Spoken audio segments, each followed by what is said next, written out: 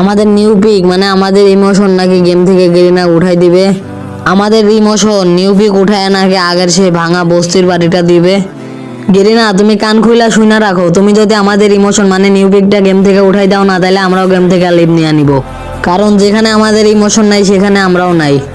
শেষে আর একটা কথা বলি, old is gold but new is diamond. New pick আমাদের emotion, always best new pick.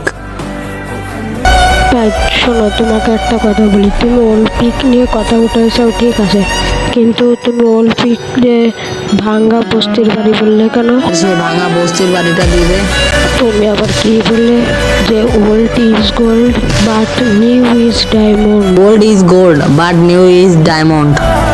তোমাকে একটা কথা বলি বা, তাহলে তুমি শোনো, ওল্ড পিকের উপরে যে ওল্ড প্লেয়ারদের কতটুকু ইমোশন বা, তুমি তো নিউ প্লেয়ার, তুমি বুঝবা কী করে? তুমি যদি ওল্ড প্লেয়ার হতে তাহলে তুমি বুঝতে।